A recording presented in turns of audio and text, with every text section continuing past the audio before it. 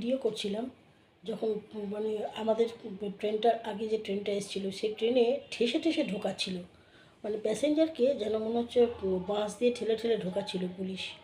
তখনও বুঝতে পারিনি যে আমাদের সাথে কী ঘটতে চলেছে। তখন আমি কয়েক মিনিটের ওই 1-1.5 মিনিটের মতো একটা ভিডিও করলাম। ওই অত ভিড় দেখে যে কী অবস্থা স্টেশনে। যাই হোক, ভিডিও করার পর যখন আমরা ওখান থেকে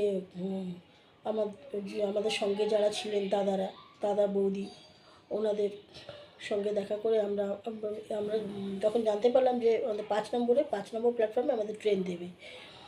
তো আমরা যখন ওইদিকে চলে আসলাম, ওখান থেকে বেশি না, খালি শেডের বাইরে ছিল ওরা, আমরা একটা শেডের এদিকে আসলাম।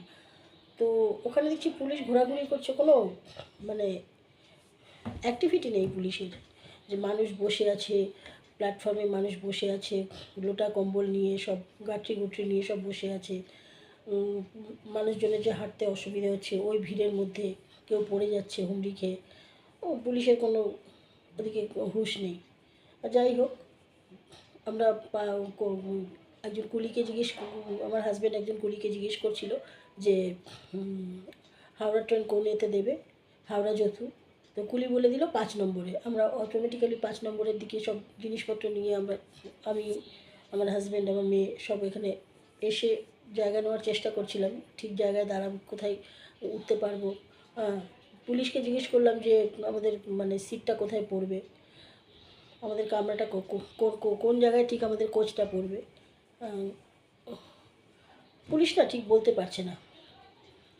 এই রকম করতে করতে যখন আমরা এদিক ওদিক করছি, ওই ভিড়ের মধ্যে যেতে পারছি না, ইতিমধ্যে দেখা গেল 4 নম্বর প্ল্যাটফর্মে একটা ট্রেন ঢুকলো। হঠাৎ করে কানে ভেসে এলো যে ওটা হাওড়ার ট্রেন। আমার হাজব্যান্ড ওই ভিড়ের মধ্যে একজনকে জিজ্ঞেস করলো যে ও বলা হাওড়া কা ট্রেন হ্যাঁ? তখন বললো হ্যাঁ হ্যাঁ। ব্যাস শুরু হয়ে গেল ছোটাছুটি ওই ভিড়ের মধ্যে। তখন মানে সেই পরিস্থিতি।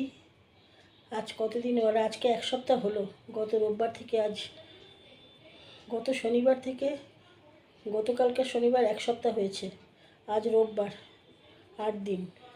এখনও মানে সে আতঙ্ক মন থেকে কাটেনি। চোখ বন্ধ করলেই যেন দেখতে পাচ্ছি ওই পরিস্থিতি। যাই হোক, ওই ভিড়ের মধ্যে ঠেলাঠেলি, প্রথমে আমাদের হাতে একটা জিনিস ছিল,